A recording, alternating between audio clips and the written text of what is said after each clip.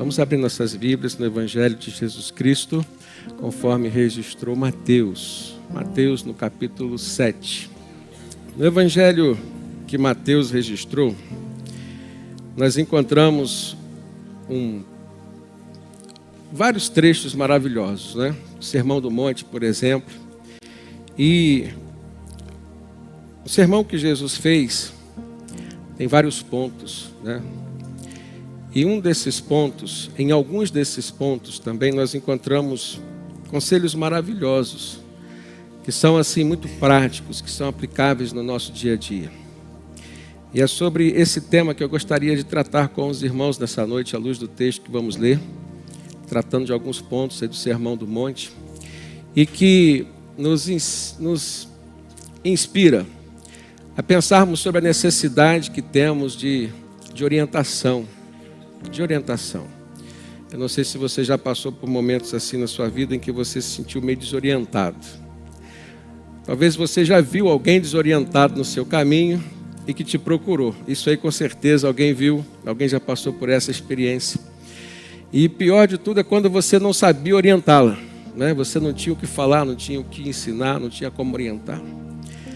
E nessas horas assim a gente percebe a nossa dependência de Deus. Deus é luz.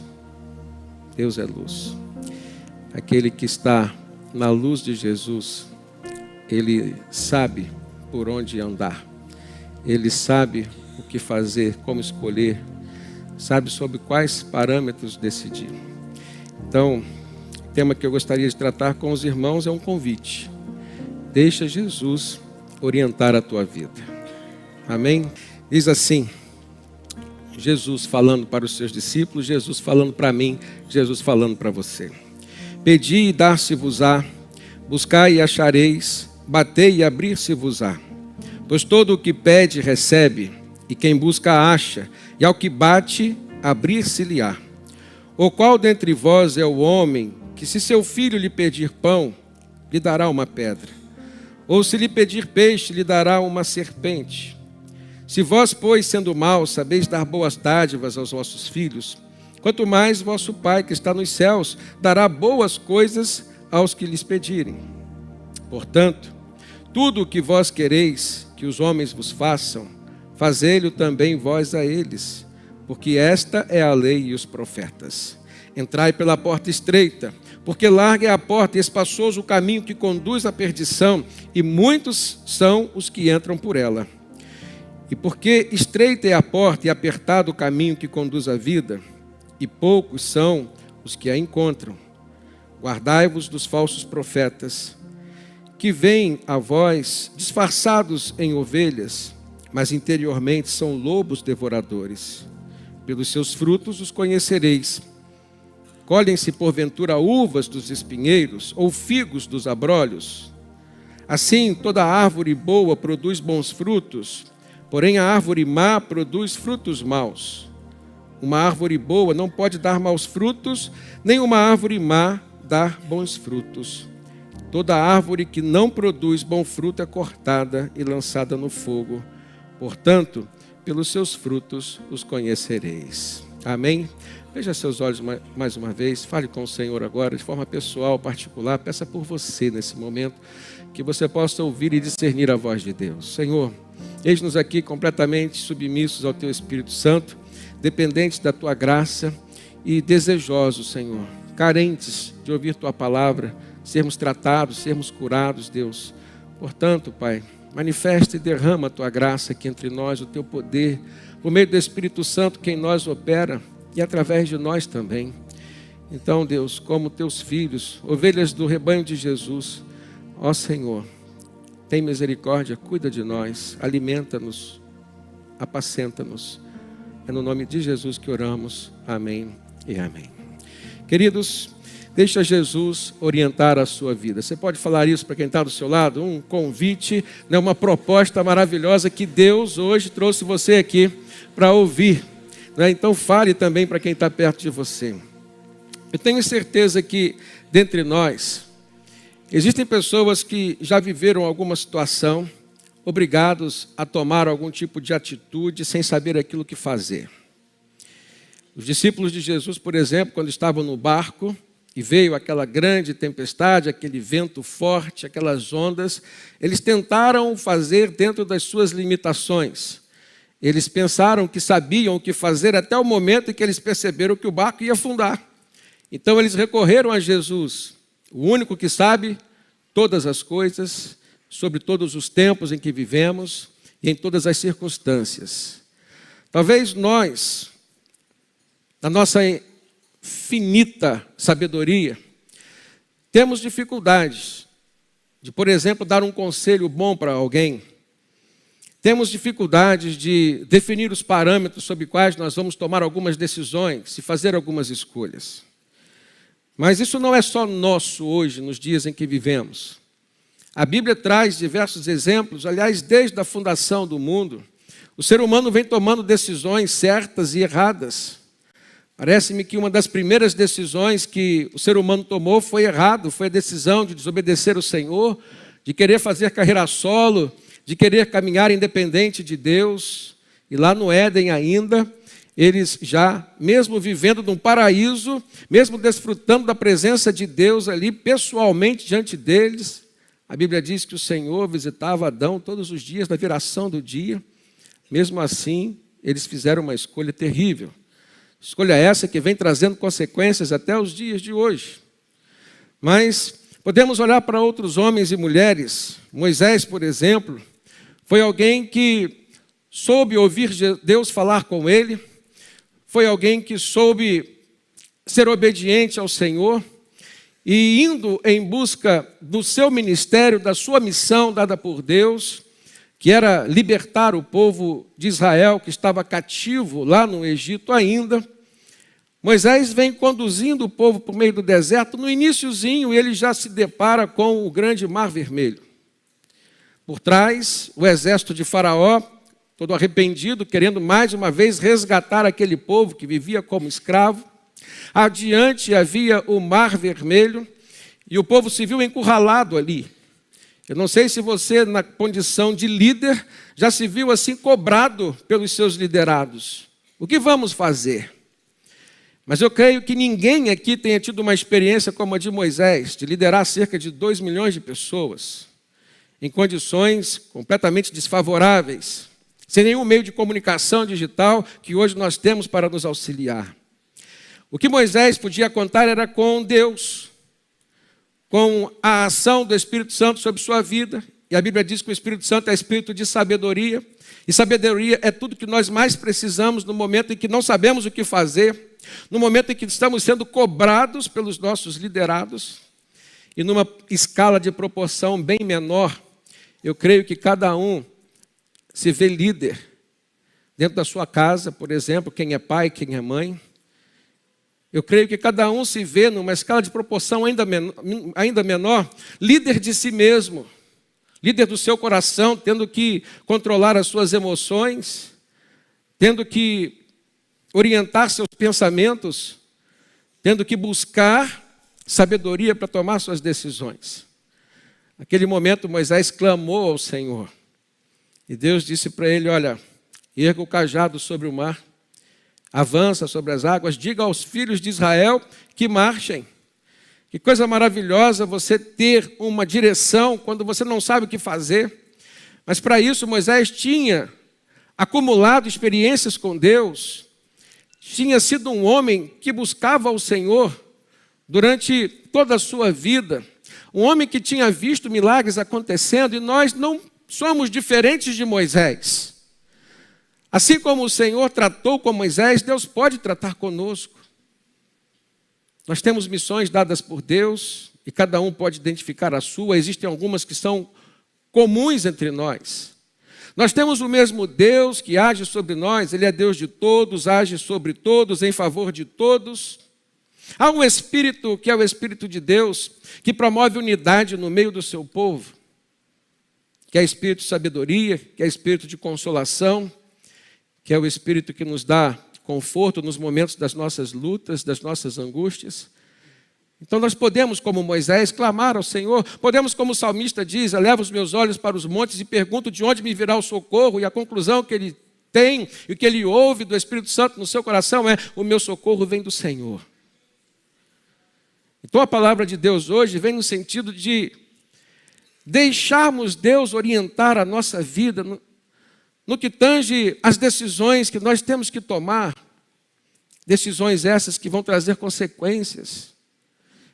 Não existe decisão que nós tomamos que não traga consequência para nossas vidas, algumas mais, outras menos. Algumas decisões são tão importantes que afetam até mesmo aqueles que caminham conosco, que fazem parte da nossa vida, e daí o que é de responsabilidade que nós temos, que carregamos. E muitas vezes nos privamos de uma fonte de sabedoria, de uma fonte de orientação, que se chama Deus, que se chama Jesus, que se chama o Espírito Santo, a Trindade agindo em nosso favor.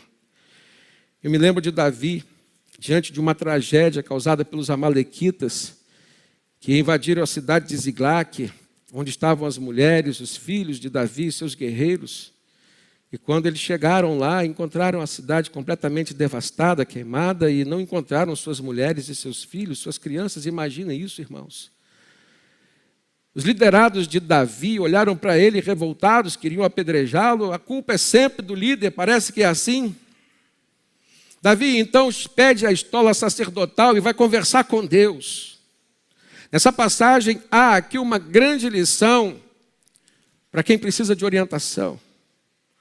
Converse com Deus, assuma uma postura que hoje todos nós convertidos em Jesus Cristo podemos ter, a postura de sacerdotes.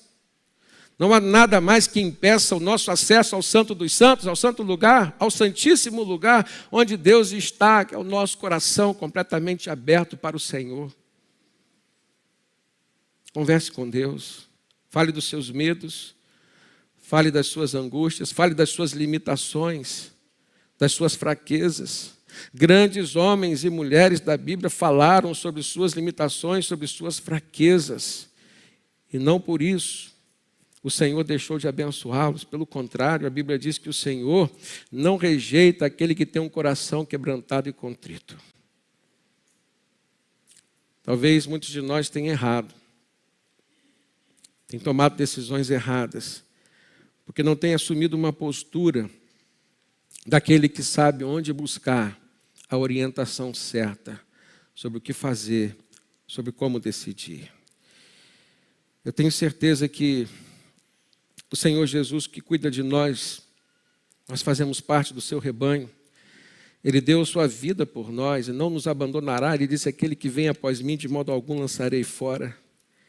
Ele sempre está disposto a nos socorrer. E nesse texto que nós acabamos de ler, de Mateus capítulo 7, a gente percebe ali Jesus ensinando coisas, princípios, padrões, valores que nós precisamos ter e sobre os quais nós precisamos fundamentar aquilo que nós pensamos e aquilo que nós decidimos e fazemos. E um dos primeiros ensinamentos que eu vejo nesse texto é o fato de que todo cristão precisa orar com perseverança, cumprindo pelo menos 3 passos que Jesus ensina aqui: orar para pedir, orar para decidir e orar para agir. Amém? Orar para pedir. Os irmãos podem repetir? Orar para pedir, orar para decidir e orar para agir. Vai ao verso 7 de Mateus 7. Jesus está dizendo: pedi, é uma orientação. Pedi e dar-se-vos-á, ou vos será dado. Buscai e achareis. Batei e abrir-se-vos-á. Pois todo o que pede recebe, e quem busca acha, e ao que bate abrir-se-lhe-á. É uma afirmação da parte de Jesus. E na sequência desses verbos que o Senhor Jesus usou, a gente verifica que há um objetivo. Um objetivo de que as nossas orações elas precisam ser progressivas. Ele diz pedi, ele diz peçam, busquem e achem. Há uma progressão, mas ao mesmo tempo há aqui uma mensagem, uma ideia de persistência, de perseverança. Pense comigo, quantos motivos de oração você já orou e dos quais você parou de orar, pelos quais você parou de orar?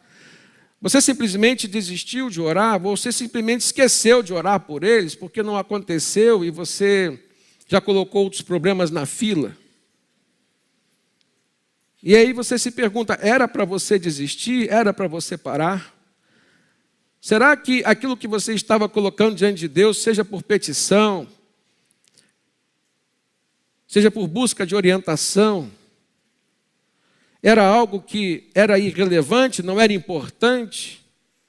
Era algo fútil para você deixar para trás? Se a gente parar para pensar, a gente vai ver que não era.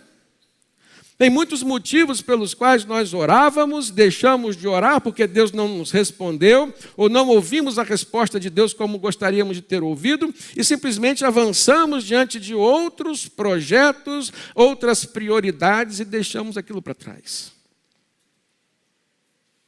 Não era para termos deixado para trás. Eram coisas importantes, etapas que precisavam ser cumpridas. Certamente não era o tempo, porque se Deus não fez, o tempo de Deus é perfeito. Ele estava preparando algo, mas nós paramos, não perseveramos. Jesus conta 2 parábolas que nos ensinam sobre a perseverança na oração. A parábola do amigo inoportuno, aquele que bateu a porta do seu amigo lá durante a noite para pedir pão para um outro amigo que chegou e precisava de alimento. E ali Jesus nos deixa um ensinamento claro de que é em qualquer tempo, em qualquer momento, em qualquer circunstância que nós temos o coração de Deus aberto. Nós temos a atenção total de Deus 24 horas por dia. E se o Senhor disse que é para pedir, que é para insistir, que é para buscar, que é para bater, é porque nós precisamos e podemos fazer. Não há incômodo nosso em relação ao nosso Deus. O que muitas vezes existe no nosso coração é uma acomodação. É uma conformação com aquilo que muitas vezes não é o que queríamos e nem o que Deus queria, mas nós simplesmente nos conformamos. E paramos de insistir, e paramos de pedir, paramos de buscar. A outra parábola é da viúva insistente, a viúva perseverante. Tinha uma causa na justiça e o juiz iníquo, que não ligava para ninguém, nem temia a Deus, vai temer quem? E ela insistia. E o juiz resolveu atendê-la, para que ela não mais o importunasse. E aí Jesus conclui a parábola dizendo, olha, o Senhor, Ele responderá àquele que lhe pedir com perseverança. E eu creio que essa palavra de Senhor Jesus, o nosso Deus, ela vem ao encontro de muitas pessoas aqui, que têm deixado de lado alguns projetos que são prioridades, mas que não aconteceram no tempo certo. Eu volto aqui, evoco a pessoa de Moisés. Moisés errou no tempo, na trajetória. A gente lembra que ele sabia qual era o propósito de Deus para a sua vida, libertar o povo de Israel da escravidão do Egito. E que quando ele viu uma briga entre um egípcio e um hebreu, e o egípcio castigando o hebreu, ele entra como alguém, né, que iria fazer a justiça de Deus, e ele meio que determina que era o tempo dele começar o seu ministério. E ele exagera na mão e ele mata o egípcio, esconde o cadáver, achando que ninguém viu, mas o diabo se incumbiu de fazer com que um egípcio visse. E Moisés então tem que fugir, atrasar mais ainda o tempo do início do seu ministério, porque ele escolheu agir num tempo que não era o tempo de Deus. Muitas vezes nós fazemos assim e erramos. Nós precisamos perseverar até o tempo de Deus na nossa vida. Amém, irmãos? O cristão, ele não tem que ter vergonha de pedir nada a Deus. E a Bíblia nos ensina isso. O apóstolo Paulo, quando escreve aos Filipenses, no capítulo 4, verso 6, ele diz assim, não andeis ansiosos por coisa alguma. Não fiquem ansiosos como Moisés ficou, não fiquem ansiosos como os discípulos ficaram, como qualquer ser humano fica. Ele diz, não precisa ficar. Mas antes, em tudo, sejam os vossos pedidos conhecidos diante de Deus, por meio de quê, queridos? Por meio da oração, por meio da súplica e acompanhado de ações de graças. E a consequência disso está no verso 7. A paz de Deus, que excede todo entendimento, guardará o coração de vocês e os seus pensamentos em Cristo Jesus. Quem aqui não quer sentir paz no coração? A ansiedade vai contra esse princípio. Mas quando nós entregamos a Deus as nossas petições, confiando no Senhor, o que nós recebemos de Deus é paz interior, é paz no nosso coração. O segundo princípio é que nós precisamos crer que nós temos um Deus que age sempre em nosso favor. Deus tem prazer em dar boas dádivas, disse Jesus, olha no verso 8 de Mateus 7. Pois todo o que pede, recebe. Todo o que pede, recebe. Aprendemos que Deus tem alegria em indicar caminhos para acharmos aquilo que de fato nós buscamos. Ele diz, e quem busca, acha. E aprendemos que Deus tem poder para fechar e para abrir portas. Ele diz, aquele que bate, a porta lhe será aberta. Amém, irmãos? E eu fico me lembrando da igreja em Filadélfia, que recebeu uma carta de Jesus, escrita pelo apóstolo João. Isso está em Apocalipse capítulo 3, no verso 7. Ao anjo da igreja em Filadélfia escreve, e o que Jesus diz? Isto diz o que é santo, o que é verdadeiro, o que tem a chave de Davi, aquele que abre e ninguém fecha, aquele que fecha e ninguém abre. Esse é o nosso Deus, irmãos. Esse é o nosso Senhor Jesus. Ele diz, olha, não tenham vergonha de pedir. Sejam humildes e peçam. Não desistam, sejam perseverantes e continuem a buscar. Continuem a buscar.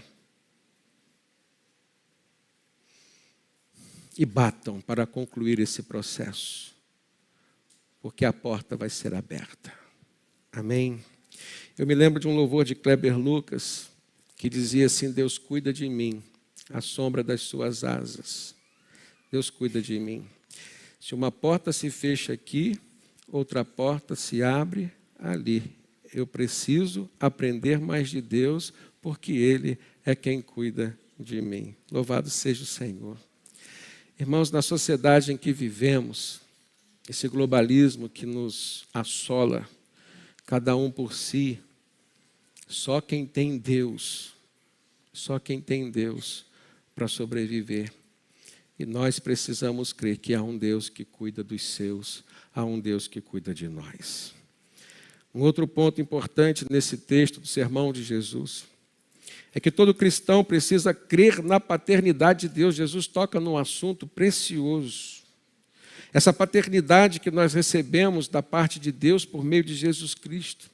No Evangelho que João escreveu, capítulo 1, no verso 11, ele diz assim, Jesus veio para o que era seu, mas os seus não o receberam, se referindo aos judeus, mas a todos quanto receberam, deu-lhes o poder de serem feitos filhos de Deus. A palavra poder aqui no grego é exousia, que nos leva a pensar num privilégio. Deu-lhes o privilégio, é um poder, mas é um privilégio, porque não é nosso, nós não temos esse poder. O poder é de Deus que em nós opera. A adoção é uma ação de Deus em nosso favor. O que Ele nos deu foi o privilégio, pelo seu poder, de nós nos tornarmos seus filhos. E aí, quando nós passamos a ser filhos de Deus,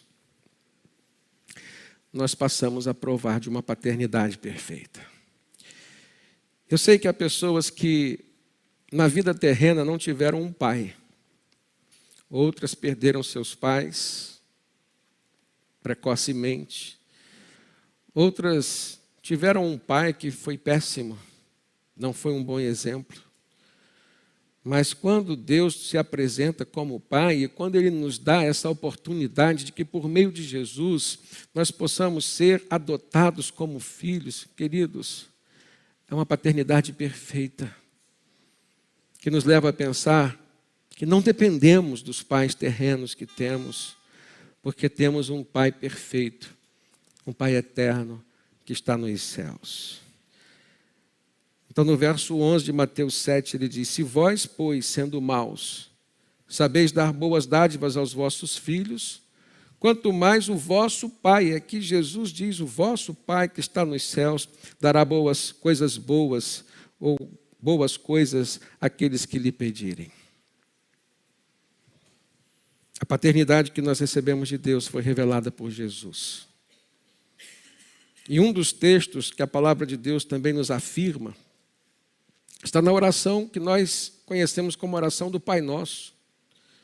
Quando os discípulos foram pedir a Jesus para que ele lhes ensinasse a orar, Jesus toca mais uma vez nesse assunto da paternidade, ou seja, olha, vocês vão orar, mas vocês não vão orar para um juiz, apesar de que Deus é justo juiz. Vocês não vão orar para um rei, apesar de que Deus é rei e é soberano sobre toda a terra, sobre todo o universo, sobre toda a humanidade. Mas vocês vão orar para um pai que atende os seus filhos. E vocês orem assim, dizendo: Pai nosso que está nos céus, santificado seja o vosso nome, venha a nós o vosso reino, seja feita a tua vontade, assim na terra como nos céus. E o pão nosso de cada dia nos dai hoje, e perdoa as nossas ofensas, assim como nós temos perdoado aqueles que nos têm ofendido. E não nos deixeis cair em tentação, mas livrai-nos do mal, pois teu é o reino, o poder e a glória para sempre. Amém. Há uma sequência aqui falando sobre a paternidade de Deus. Pai nosso, Ele é o nosso Pai. Quando Ele diz o pão nosso de cada dia, Ele é o Pai provedor. Por isso que naquilo que nós precisamos, nós podemos e devemos pedir ao nosso Pai. Ele é o Pai perdoador, Ele diz: perdoa as nossas ofensas. Nós oramos para Ele: perdoa as nossas ofensas assim como perdoamos. Ele também é o Pai protetor, Ele diz: não nos deixe cair em tentação, mas livra-nos do mal. Ele é o Pai todo-poderoso, é o Shaddai, o soberano, pois teu é o reino, o poder e a glória para todo sempre. Amém. Grave isso, irmão. Grave isso. Não há circunstância nessa vida aqui, não há circunstância nessa vida aqui que possam impedir o agir de Deus em nosso favor. Não há situação que você não possa buscar em Deus, em Cristo Jesus, a sabedoria, a orientação necessária. E a paternidade de Deus, ela é ensinada também pelo apóstolo Paulo. Lá em Gálatas, capítulo 4, do verso 4 ao 7, o apóstolo ministra para a igreja na Galácia, os cristãos da Galácia. Ele diz assim: mas vindo a plenitude dos tempos, Deus enviou o seu Filho, nascido de mulher, nascido debaixo da lei, para resgatar os que estavam debaixo da lei, a fim de recebermos a adoção de filhos. E porque sois filhos, Deus enviou aos nossos corações o Espírito do seu Filho que clama: Abba, Pai. Abba é uma expressão do aramaico de uma criança que diz assim: papai. Assim como as nossas crianças hoje, quando estão aprendendo a falar pai, né, ou fala papai, ou fala pai, uma criança naquele tempo falava Abba. Abba, paizinho querido. Nós fomos adotados por um Deus que se oferece para ser o nosso paizinho querido. E ele diz assim: portanto, você já não é mais servo, mas é um filho. E se você é um filho, é também um herdeiro por Deus. A herança no Senhor para nós. Por que, queridos, sofrer? Por que tomarmos decisões assodadas, precipitadas? Por quê? Porque passarmos por consequências, nós sofremos consequências de escolhas erradas, se podemos no tempo certo recorrer ao nosso Deus, que é Pai, um Pai presente, um Pai onipotente, um Pai onisciente, um Pai amável. Tome posse dessa paternidade. Independentemente de como é a sua experiência paterna aqui na terra, você pode ter uma experiência celestial com o seu Deus, enquanto Pai que está nos céus, mas também se oferece para ser Pai no seu coração. O terceiro ponto que eu gostaria de destacar com os amados irmãos é que Jesus nos ensina que todo cristão precisa ter ética, precisa ter respeito para com o próximo, porque certamente existe aquela lei da semeadura e da colheita, a lei da reciprocidade. E no verso 12 do texto que estamos lendo, Jesus diz: portanto, tudo o que vós quereis que os homens vos façam, fazei-lo também vós a eles, porque essa é a lei e os profetas. Isso está no livro da lei, isso está no livro dos profetas. E Jesus não veio para abrogar a lei. Ele não veio, mas ele veio para cumprir a lei. Ele não veio para anular o Antigo Testamento, ele veio para comprovar aquilo que no Antigo Testamento estava escrito sobre a vinda dele. Nós fomos criados para a glória de Deus, amém? E assim a palavra do Senhor nos ensina.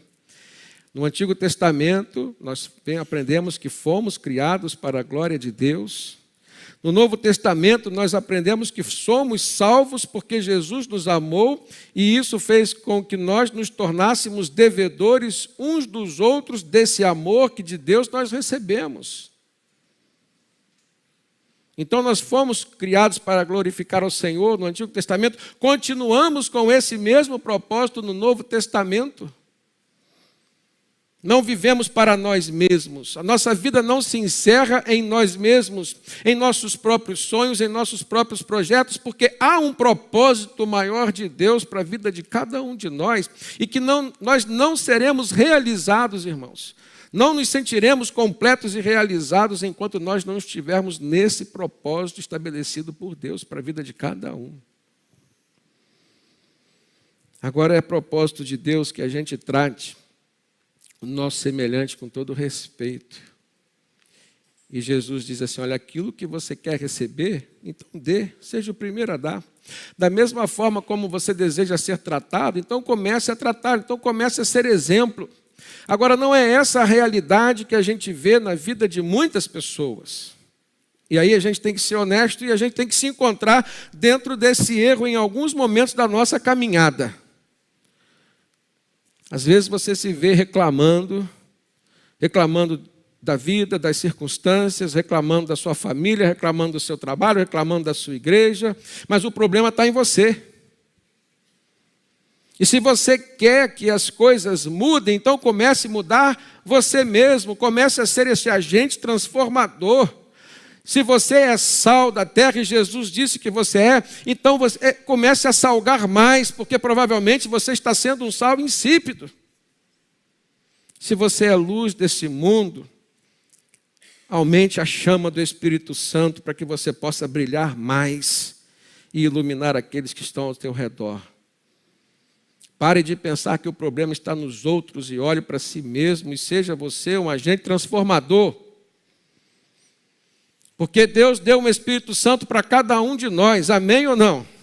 É cada um de nós, todos nós somos responsáveis por nós mesmos, irmãos. Eu não posso me deixar guiar pela fé do outro.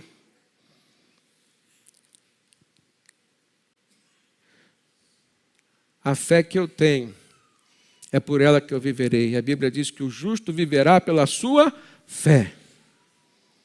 Se há alguém intercedendo por mim, glória a Deus, e eu sou grato ao Senhor pela fé que Ele também tem. E por isso nós fomos convidados, fomos planejados por Jesus para vivermos em comunidade, vivermos como igreja. Há dois propósitos maiores no planejamento de Jesus para a sua igreja. O primeiro está na intercessão entre os santos, entre os salvos por Jesus. E o segundo está nas obras que juntos nós podemos fazer mais. Obras que sozinhos nós não conseguiríamos fazer. É unirmos forças. E o Senhor nos fez um. Louvado seja Deus por isso. Há um louvor de Daniel de Souza, que nós já cantamos aqui na igreja, que diz assim: nós somos devedores uns dos outros do amor que flui de Deus. Esse amor que flui de Deus é o amor que nos tem feito um em Cristo, tendo tudo em comum. E é lindo quando a canção me diz: meu querido irmão, se na caminhada algo se levantar para quebrar essa comunhão, o meu coração, na força do Senhor, para você vai liberar perdão. Amém? No versículo 12, Jesus diz: não julgueis para que não sejais julgados, porque com o juízo com que julgais, sereis julgados, e com a medida com que medis, vos medirão a vós. No início, em Mateus 7, verso 1 e 2. Então, não julgar as pessoas, irmãos, já é uma boa orientação que nós recebemos de Deus, já é uma boa prática para nós fazermos no nosso dia a dia. Quantos amigos perdemos porque pré-julgamos, porque excluímos do nosso relacionamento. Jesus diz: bem-aventurados os mansos, os humildes, os que prezam pela justiça, bem-aventurados os misericordiosos, bem-aventurados aqueles que têm um coração limpo, bem-aventurados aqueles que são pacificadores. Bem-aventurado quer dizer feliz em abundância, uma felicidade que independe das circunstâncias terrenas, uma felicidade que vem do Espírito Santo. E aí Jesus conclui dizendo: alegrai-vos e exultai, porque grande é o vosso galardão, grande é a vossa recompensa nos céus. E ele ainda cita os que passaram, os que já se foram, dizendo: porque assim perseguiram lá os profetas que foram antes de vocês. Então não pense que não pensemos que nós somos os únicos que muitas vezes somos perseguidos, incompreendidos. Muitos que vieram antes de nós, profetas de Deus, cujo poder de Deus sobre eles operavam, sofreram o mesmo que nós estamos sofrendo hoje, e ainda mais. Mas eles tiveram a sabedoria e a orientação do Espírito Santo, e que fez com que eles não desistissem, fez com que não sucumbissem, mas que herdassem as promessas do Senhor. Meu amado irmão, deixa Jesus orientar o seu coração. O último ponto que eu quero tratar com os irmãos nessa mensagem está nos versículos 13 e 14, quando Jesus diz assim: entrai pela porta estreita, porque larga é a porta e espaçoso o caminho que conduz à perdição, e muitos são os que entram por ela. E porque estreita é a porta, Jesus disse, e apertado o caminho que conduz à vida, e poucos são os que a encontram. Jesus faz um contraponto entre dois tipos de porta: a porta estreita e a porta larga. Ele faz um contraponto entre um caminho largo e um caminho apertado. Aquilo que nos oferece facilidade, a porta larga, aquela porta que nos abre mais oportunidades na vida, oportunidades mais atraentes, mais atrativas, que justamente são as iscas que Satanás usa para as nossas escolhas e decisões erradas. Essa é a porta larga a qual Jesus se refere. A solução mais fácil, mas que não é a certa, não é a correta. Jesus não prometeu facilidade para ninguém. Um desses exemplos que está na Bíblia é o exemplo de Ló. Lembra, irmãos? Quando Ló teve a oportunidade de escolher, Abraão disse: olha, os nossos pastores não vivem mais em acordo, não conseguem mais pastorear os nossos rebanhos juntos, então você pode decidir para onde você for, eu vou para o lado contrário.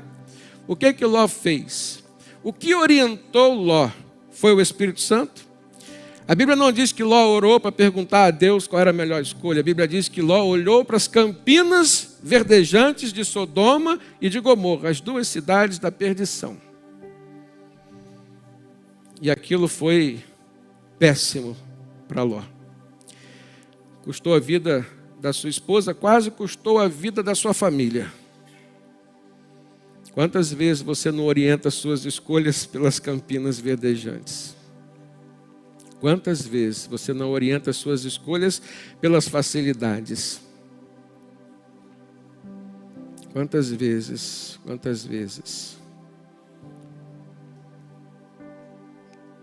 São José dos Campos. Quantas vezes, irmãos, nós pensamos em lugares assim, pensamos em construir nossa vida lá. Não há problema em sonharmos. Não há problema em sonharmos. Desde que os nossos sonhos sejam acompanhados de orações verdadeiras e sinceras para com Deus. Desde que o nosso coração, da mesma forma que tem emoções e que busca a satisfação, também busque a direção e a orientação do Espírito Santo. De forma submissa, sem intervenção humana. A Bíblia diz que enganoso é o coração do homem. Então não deixe o seu coração enganar a sua razão, não deixe a emoção influenciar naquilo que é a sabedoria do Espírito Santo na sua vida. Não deixe.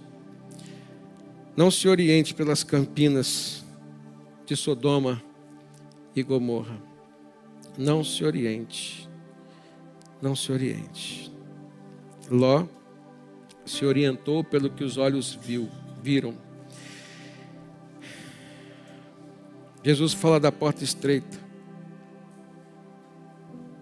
Significa Ele mesmo. Lembra que Jesus disse que Ele é a porta?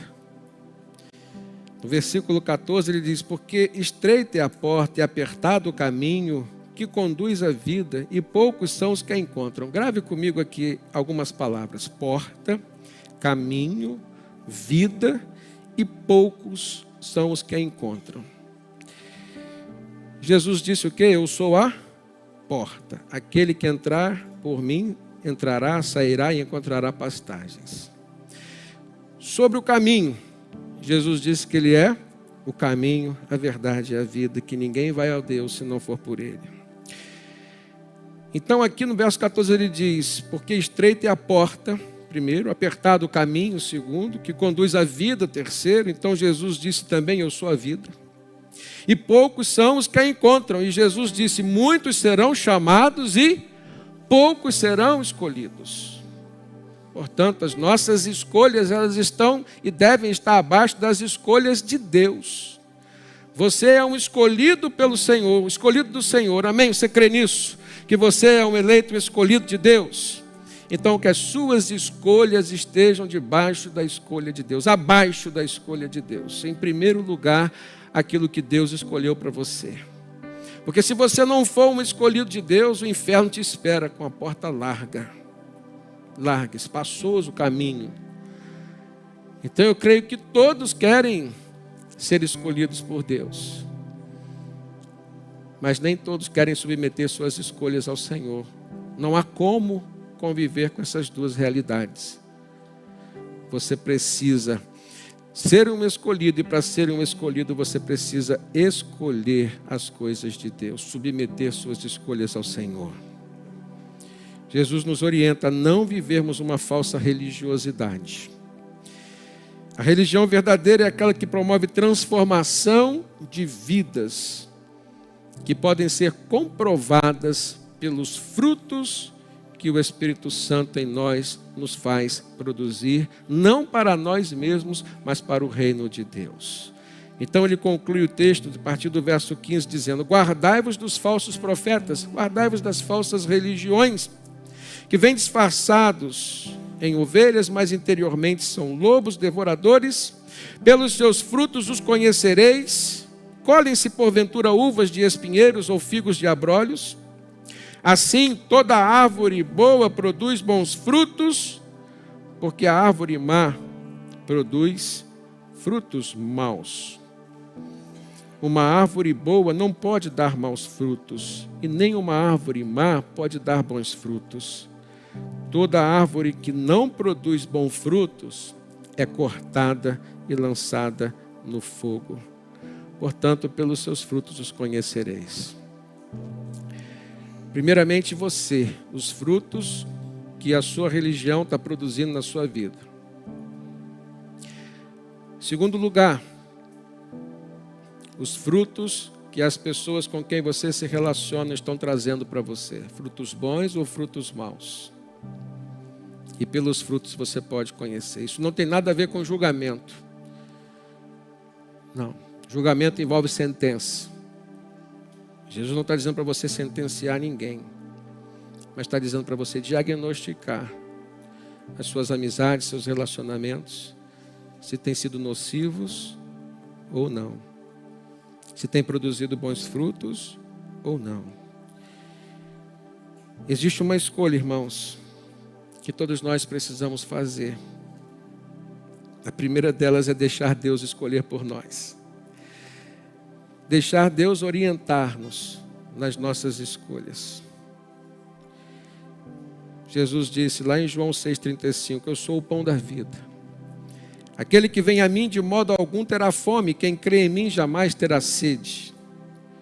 Todo o que o Pai me dá virá a mim, e o que vem a mim de maneira alguma o lançarei fora. Eu encerro essa palavra hoje, te convidando a entregar a sua vida a Cristo, as suas escolhas ao Senhor, e não concluí-las enquanto não houver certeza dos sinais da aprovação de Deus. Não faça como Moisés, assodadamente agiu no tempo errado. As coisas certas no tempo errado são coisas erradas. Submeta-se ao tempo e à vontade de Deus. Amém.